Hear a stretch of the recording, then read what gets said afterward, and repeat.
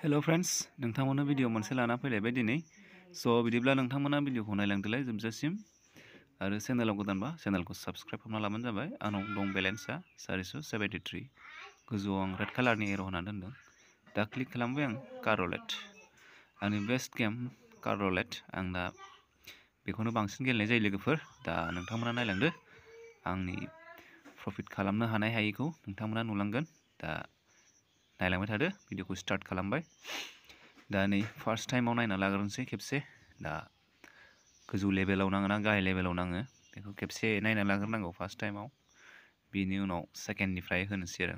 दा गाहायाव फैदों नै, दा नै गोजौआव 25,000 गाहायावबो मोनदों, मानसिफ्रा मोनसोगारदों आरो ना। एबार आङो स्टार्ट खालामबाय लोगोफोर, नायलांदो भिडिअखौ। गाहायाव 20 गोजौआवबो 20 ओमफ्राय मोनसे गाहायाव 30 होबाय आरो गोजौआव, ओमफ्राय गोजाननि खाथियाव मोनसे 30। दा बबे मोनसेखौ आङो नायनोसै, गोजौआव फैयोना गाहायाव फैयो फार्स्ट टाइमाव। दा फार्स्ट टाइमाव जादों गाहायाव फैबाय लोगोफोर। है फन हरलायबाय नै सासे मानसि। दे जेबो नंला, एबारबो होनोसै लोगोफोर। नायलांबाय था भिडिअखौ जोबजासिम आरो नोंथांमोनाबो गेलेनो हागोन। आं लिंकखौ डिसक्रिपसनाव होना दोनदों।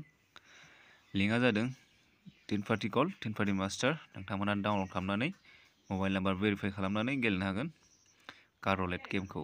अनलि 18+, गाव गावनि रिक्सनि सायाव लोगोफोर खेला।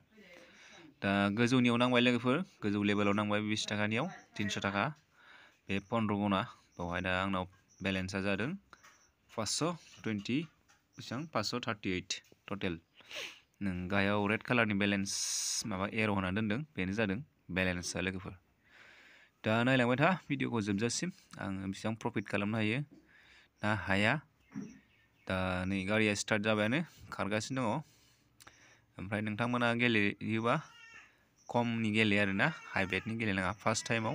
जुदि गोदानबा आरो एसे जुदि पुरुना गेलेबाय थाग्राबा नोंथांमोना आइडिया मोनगोन एसे एनै माबायदि गारनांगौ, गोजौआव माबायदि गारनांगौ, गाहायाव माबायदि गारनांगौ, बेखौ नोंथांमोना मिथिनो हागोन जायफ्रा माने गेलेबाय थायो।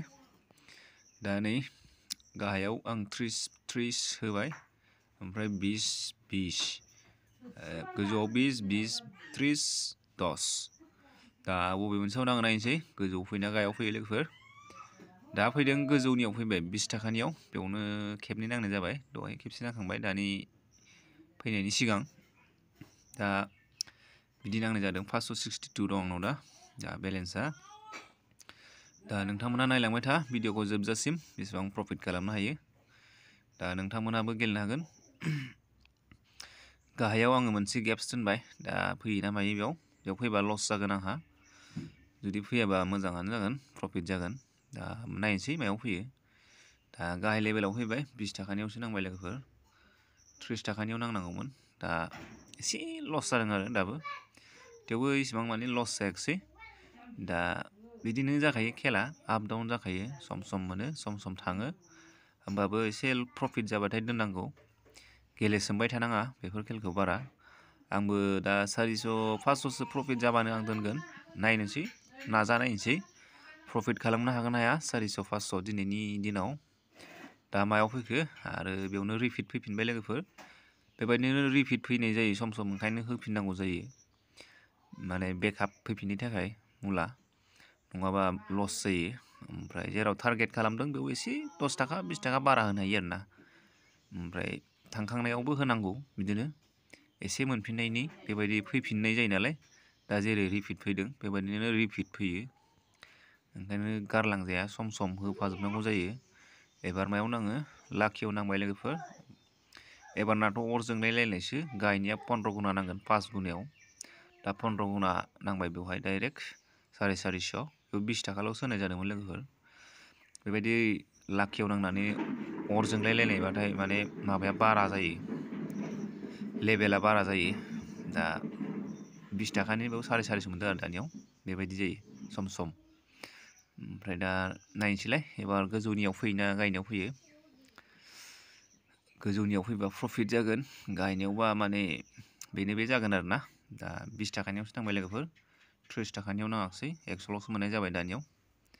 दा आंनाव 609 थाखा दङ बेलेन्सआ नैबेहाय रेड कालारनि आं एर' होना दोन्दोंना दा बेवहायनो प्लास माइनास जाबाय थागोन आं होबा माइनास जालांगोन फैफिनबाथाय प्लास जालायगोन बेबायदि बेयाव श' जाबाय थागोन आरो बे गाहायनि आं रेड कालारनि एर' होना दोन्दोंना बे बेलेन्सआ दा नायलांबाय था भिडिअखौ जोबजासिम लोगोफोर इसिबां माने प्रफिटआनो जायाखै दाबो नै आं प्रफिट जाबाथाय डाइरेक्ट दोनखायो दा प्रफिट जाथ'वाखै इसेबां दा नै गाहायाव फैबाय रेड कालाराव बेवहायबो नै रिपिट फैलायबाय नै खेबनै थांखांनायावबो फैबाय आरो दा फैबावबाय खेबसे ओंखायनो होफानांगौ जायो सम सम बेबायदिनो जायो माने थांखांनायाव फैनाय नंला होननानै साननाङा माने फैफिनो एसे खम होनांगौ आरो जेनेबा माबाया फैफिननायनि आरो मुला फैफिननायनि होनांगौ जायो ओंखायनो आं दा गोजौआवबो होजोबदों गाहायावबो होजोबनाय जादों गाहायाव 20 20 20 30 30 होदों मोननै 20 20 गाहायाव ओमफ्राय 30 30 मोनहैदों दा गोजौनियाव नांबाय 20 थाखानियाव